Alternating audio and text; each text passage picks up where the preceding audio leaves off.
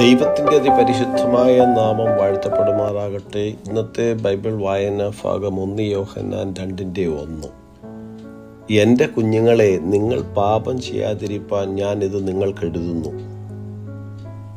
ഒരുത്തൻ പാപം ചെയ്തുവെങ്കിലോ നീതിമാനായ യേശുക്രിസ്തു എന്ന കാര്യസ്ഥൻ നമുക്ക് പിതാവിൻ്റെ അടുക്കലുണ്ട്. ക്രിസ്തുയേശുവിൽ ഏവർക്കും സ്നേഹവന്ദനം. 1 പത്രോസ് 3:18 ക്രിസ്തുവും നമ്മെ ദൈവത്തോട് അടുപ്പിക്കേണ്ടതിന് നീതിമാനായ നീതികെട്ടവർക്ക് വേണ്ടി പാപം നിമിത്തം ഒരിക്കൽ കഷ്ടം അനുഭവിച്ചു, ജഡത്തിൽ മരണശിക്ഷ ഏൽക്കുകയും ആത്മാവിൽ ജീവിക്കപ്പെടുകയും ചെയ്തു എന്നെഴുതിയിരിക്കുന്നു.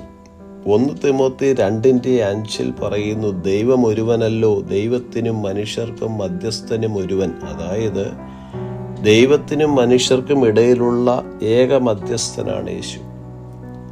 പാപം ചെയ്യുവാൻ പാടില്ല എന്ന് അപ്പോസ്തലനായ യോഹന്നാനിൽ കൂടി പരിശുദ്ധാത്മാവ് അറിയിക്കുമ്പോൾ തന്നെ പാപത്തിൽ അകപ്പെട്ടു പോയ ഒരു വിശ്വാസിക്ക് ക്രിസ്തുവിലൂടെ ദൈവത്തോട് നിരപ്പ് പ്രാപിക്കുവാൻ കഴിയും.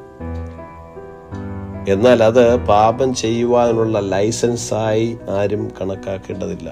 കാരണം കർത്താവ് ആഗ്രഹിക്കുന്നത് നിങ്ങളെ വിളിച്ച് വിശുദ്ധനൊത്തവണ്ണം അനുസരണമുള്ള മക്കളായി എല്ലാ നടപ്പിലും വിശുദ്ധരാകുവിനെന്നും ഞാൻ വിശുദ്ധനാകയാൽ നിങ്ങളും വിശുദ്ധരായിരിക്കുവിൻ എന്നാണ്.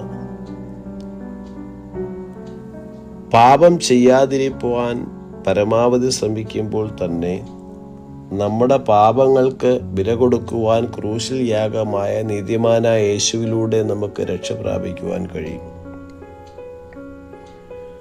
നമുക്കും ദൈവത്തിനും ഇടയിലുള്ള തടസ്സമായ പാപം നീക്കി നമുക്ക് വേണ്ടി ദൈവം മുമ്പാകെ സംസാരിക്കുന്ന യേശു കർത്താവിന് നന്ദിയുള്ളവരായിരിക്കണം നാം.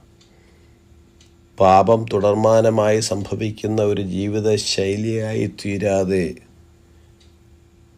അത് സംഭവിക്കുമ്പോൾ കുറ്റബോധമുണ്ടായി പ്രത്യാശ നഷ്ടപ്പെടുവാനിടയാകാതെ അതിനൊരു ദൈവിക പ്രതിവിധി കൂടെ ഉണ്ടെന്നുള്ള കാര്യം മനസ്സിലാക്കുക. അതെ, ഒരുത്തൻ പാപം ചെയ്തു എങ്കിലോ നീതിമാനായ യേശുക്രിസ്തു എന്ന കാര്യസ്ഥൻ നമുക്ക് പിതാവിൻ്റെ അടുക്കലുണ്ട്. നീതിമാനും വിശുദ്ധനുമായ കർത്താവിൽ ആശ്രയിക്കുകയും അനുസരിക്കുകയും ചെയ്തുകൊണ്ട് അനുഗ്രഹിക്കപ്പെട്ട ക്രിസ്തീയ ജീവിതം നയിക്കുവാൻ കർത്താവ് നമ്മെ ഏവരെയും സഹായിക്കുമാറാകട്ടെ. God bless us all.